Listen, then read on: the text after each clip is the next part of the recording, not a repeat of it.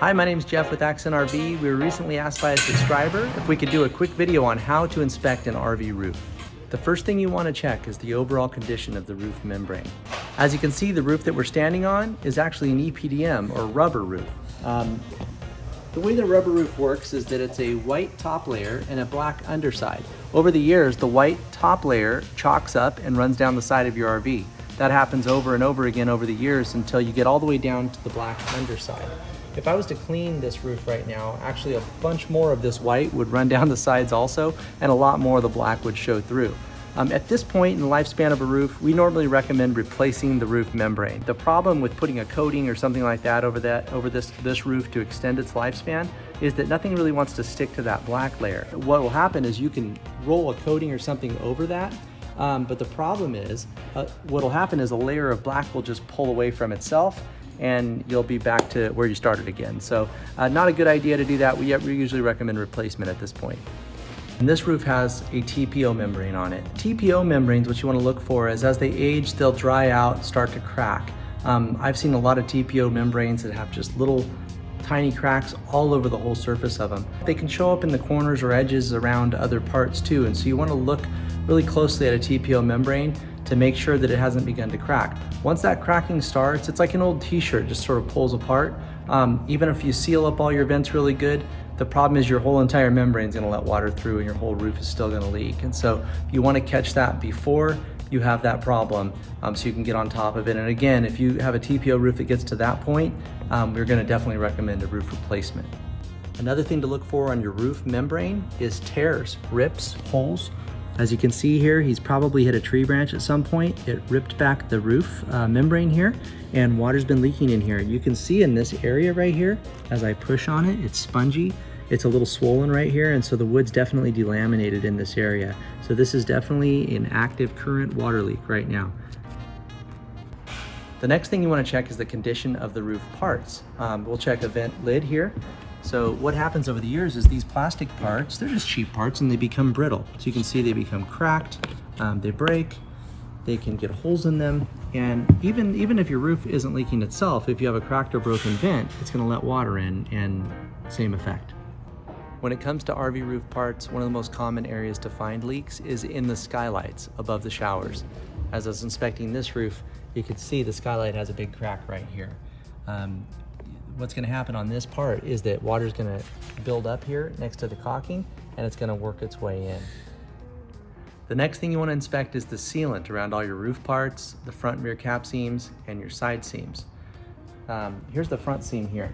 As you look at the caulking, you want to make sure that it's still soft, that it hasn't gotten dry or brittle, and that there are no cracks. But you can see in this roof seam that it is definitely cracked going down to this area. In fact, some of it has become big cracks, and there's part of it that's become dry and actually flaked off in this area. If water was to hit this area, it's going to pour right into your front cap, and it's going to ruin the front cap of this Class C motorhome. If you want a good example for why roof maintenance is so important, this is it right here. As you can see, the front seam on this, the caulking is long gone, and it was allowed to stay this way for a long period of time. If I pull on this molding or push on it, you can see that the whole molding moves because the screws are not even attached to anything. So the wood truss that's beneath this molding is probably completely rotted. You can see from this area of the roof right here, you can hear the crunchiness. This wood is all rotted in this area. So water has been allowed to run in this front molding. It's probably run down the front cap, and it's rotted this whole section of plywood, and most likely the roof supports beneath that. What we're gonna do is pull this roof membrane off. It's definitely a roof replacement at this point. Replace any bad wood in here, replace any old insulation, and we also want to check while we're in there for any mold so we can get rid of that if we find it. As you inspect each part, you want to look for cracks in the seams, you want to look for areas of rust, you want to look for dryness in the sealant. You can see in this plumbing vent right here, we've got cracks all the way around it. You've got a crack in the caulking here. Up here in the top of the plumbing vent roof vent cap, you can see that it's all rusty inside of here. So water's been getting here. It's probably working its way down this screw and dripping onto the inside. I would put a little sealant in there. You look at the skylight right here, you've got cracks in the sealant here, you've got cracks here, you've got rust showing up here in the sealant, which means water is definitely getting through here, rusting the screw that's underneath that.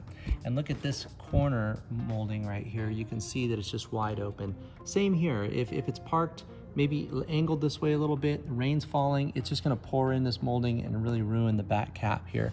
Also around this vent, you can see another area where rust has worked its way through a crack in the caulking, it's rusting out the screw, and this is all allowing water to hit the inside of the RV. One thing we see a lot of is when people start to get some leaks on their RV roof, water starting to make its way in, they just kind of do whatever they feel like they need to do, whatever they can do to keep water out. And a really common thing to use is Eternabond tape, which I'm not really knocking the product. It's a decent product, good for a temporary fix to get you off the road, to seal something up, but I would say it's not a good long-term fix. The problem with Eternabond tape is that it tends to tunnel. As you can see here, you have areas that are lifted up, water just works its way into one end of it, runs along the little tunnels, and it's still getting in everywhere that you don't want it to.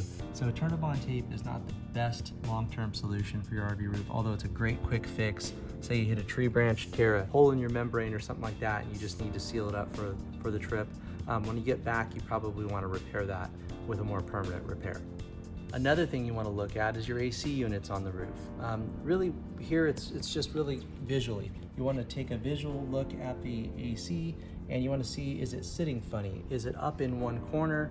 Is it smashed, all the way against the roof? Is there a little space beneath the bottom of the AC pan in the roof, maybe 3/8 of an inch? And if you see, say it's up in one corner, the front's sitting kind of like it's doing a wheelie or something like that, then you might want to head inside. You'll take off the ceiling plenum on the interior and maybe tighten up the screws that mount that to the roof. Also, over time, those AC gaskets can kind of flatten like a pancake, and so it may be time at that point just to pull the AC off, put a new AC gasket, and then reinstall the air conditioner. Part of a good RV roof inspection is inspecting your side seams as well.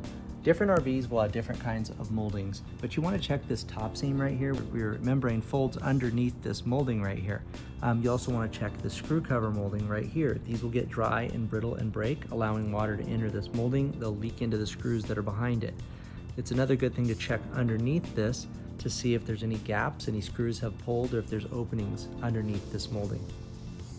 One often overlooked area is your RV's clearance lights. Although technically not part of the roof, it's still up close to the roof here, and it's something that's easy to inspect while you're up here looking at everything else. This is a Class C motorhome, so obviously you can see he has clearance lights up here in the front that are dried out and they're cracked, starting to break. Some are worse than others, but that's just another source for water to get in. While you're up here looking at the roof, it's not a bad idea to check that out, and if it's broken, cracked, dry, just replace it.